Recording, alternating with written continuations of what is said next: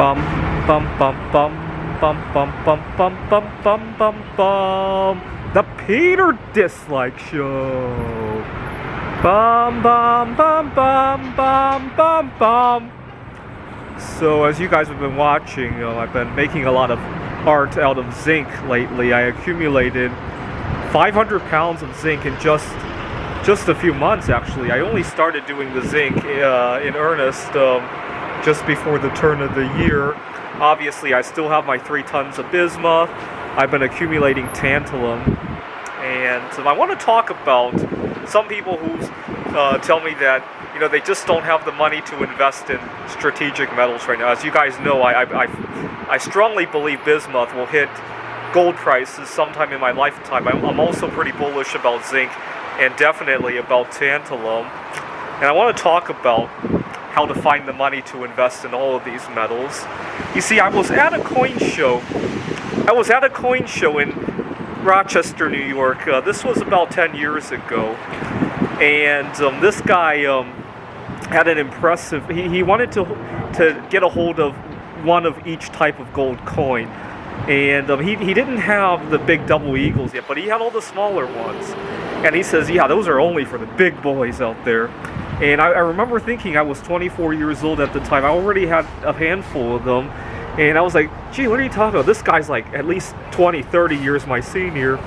And as I'm leaving the coin show, it occurred to me that he's driving the best car in the world, right? A car that takes him to the coin show just as well as I was riding a 24-speed bicycle, just as well as that bicycle took me to the coin show.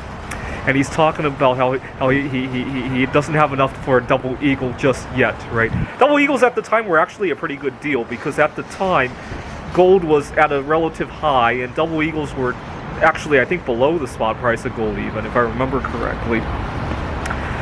Now, other times I see other people tell me that, how do you find the money to buy all that bismuth? And while they're talking to me, they got a cigarette in one hand and a package of chips, like Doritos in the other.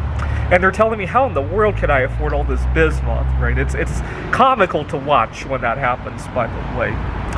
And then you look at, even though gas prices are hitting all-time highs every week, you see people idling their cars and all that. So obviously, a lot of habits that could be changed. Now, what do I recommend? Here's what I recommend. Buy the bismuth first and live second, because if you do it in that order, you will figure out quickly that you might not need those cigarettes or those Doritos or to idle your car in the Walmart parking lot and all that other crap in your life, right? If you live first and buy bismuth last, it's very easy to think, oh, I don't have the money, right? You don't have that, you lose that creativity to think, right? The other thing is that a lot of people, especially with the precious metals, they buy and then they watch the markets and then they get discouraged. Here's how I want you to look at it. Anytime you see bismuth prices go down 20%, it's a good sale, right? If you go to the grocery store and you see your favorite food marked down 20%, it's a great sale, right? You never think about how much did I waste in last week, 2 weeks ago, 3 weeks ago buying that same food item for 20% more, right? Now think of it this way, when you're buying bismuth, what you're really buying is future retirement currency, right? If you can buy those currency units at a cheaper deal, why not, right? So for example, if I'm getting ready to travel to Taiwan and I look and the Taiwanese dollar has crashed relative to the US dollar, that's a great deal, right? I don't think about all the other trips I took to Taiwan in the past, right? So just treat it like you're buying future currency, right? This is the Peter Dislike Show. Bum bum bum bum bum bum bum bum bum bum bum bum. The Peter Dislike Show. Bum bum bum bum bum bum bum.